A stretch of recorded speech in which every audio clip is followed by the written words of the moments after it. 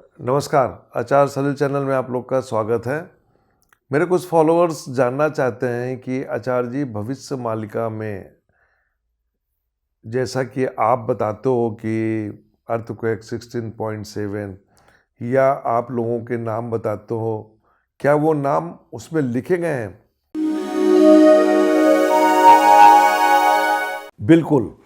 भविष्य मालिका में उन लोगों के नाम हैं जो वर्तमान समय में जीवित हैं और आज से 5000 साल पहले जो लोग थे, जिनका एक बहुत बड़ा कार्य था महाभारत के युद्ध के समय, वो सभी आत्माएं इस पृथ्वी पे आ चुकी हैं, इस धरा पे हैं। एनर्जी का कोई नाम नहीं होता, शरीर का नाम होता है। तो लेकिन मैं आपको बताना चाहता हूँ कि भविष्य मालिका में साफ लिखा हुआ है कि सपोज कीजिए किसी का नाम रामानंद है, तो उन्होंने लिखा हुआ है कि रामानंद नाम का एक आदमी होगा जो इस गांव में होगा, उसके पिता का ये नाम होगा जो 5000 साल पहले कृष्ण के समय XYZ था। तो मतलब वो जो आत्मा 5000 साल पहले थी वो आज रामानंद। तो ऐसी बहुत सी बातें मैंने भी पूछी और बात करी, और बात करने के बाद जब उसको समझ में आया मुझे, तो मैंने उसको चेक करने के लिए मैं उड़ीसा भी गया था। मैं बहुत लोगों से मैंने बात किया। तो मैं अपने फॉलोअर्स को बताना चाहता हूँ, मैं कंट्रोवर्सी नहीं क्रिएट करूँगा, लेकिन उस समय के जो लोग थे, उस समय की जो महिलाएं थी, वो आज भी हैं।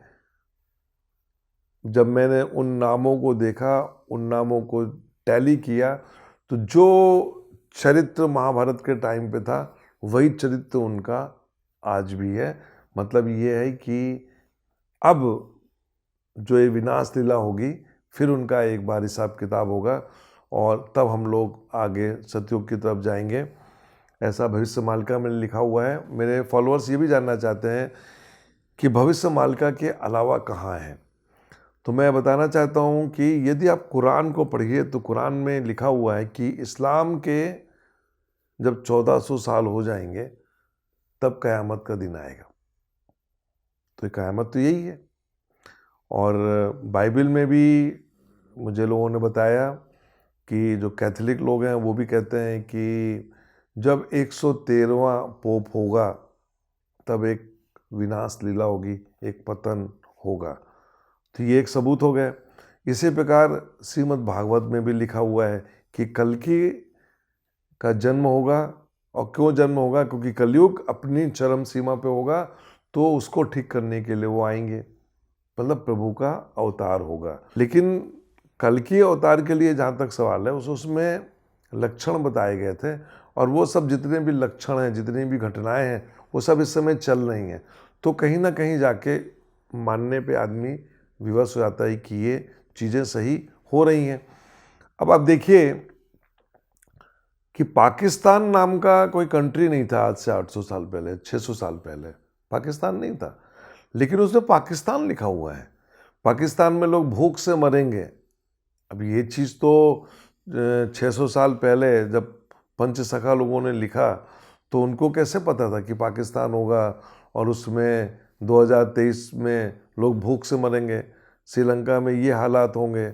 और आप ये देखिए कि जो इस समय मैं इसको वर्ल्ड वॉर 3 ऑलरेडी बोल चुका हूँ कोविड के बाद से, तो वो सब चीज़ें उस पर लिखी हुई हैं। 8 प्रकार की रहस्यमय बीमारियों के बारे में भी लिखा गया है। तो अभी वो बीमारियाँ जो हैं, देखिए, तो ये मैं समझता हूँ कि ये जो वायरस जो है, जिस प्रकार से म्यूटेंट होता है, वो अपने नेचर को बदलता है। मैं समझता हूँ वही चीज़ें हैं कि आगे चल के 8 प्रकार की बीमारियाँ और आ सकती हैं। तो दरअसल इसका मकसद क्या है? क्योंकि भविष्य मालिका में ये सब चीज़ें तो लिख दी गई हैं। तो भाई मकसद इसका सीधे ये है कि हम लोगों ने अपनी पृथ्वी को इतना शोषण कर दिया है।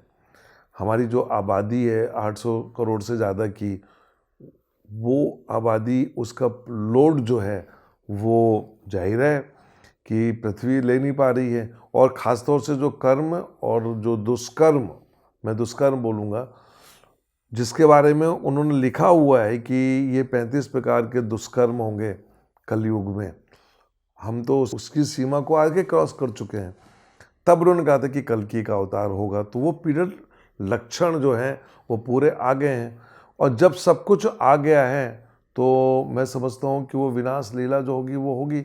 बचने के लिए तो मैंने अक्सर बोला है कि भाई जैसे डॉक्टर दवाई देता है, इसकी एक ही दवा है, श्रीमद् भागवत पुराण भागवत सुनो, खुद सुनो, घर में एक सनातन परंपरा के हिसाब से रहो, एक अच्छा माहौल बनाओ। अब एक टेक्निकल चीज़ें बोली हैं कि सिस्मिक जोन से दूर रहो, वो ज़्यादा अच्छा रहेगा। और मैं अक्सर बोलता रहा हूँ कि शहरों से थोड़ा सा दूर हो जाओ आप। मेरे कई वीडियो में मैंने इस चीज़ को बोला है। देखिए, मैं बताना चाहता हूँ कि जब भी भूकंप आता है तो नदियाँ अपने रास्तों को बदल देती हैं। और कहीं ये भूकंप बारिश के दिनों में आ गया तो आप ये मान के चलिए कि शहर के शहर गायब हो जाते हैं, पूरा डायरेक्शन चेंज हो जाता है। और इसका यदि आपको उदाहरण देखना है तो छत्तीसगढ़ में एक जगह है सिरपुर एक राजधानी होती थी।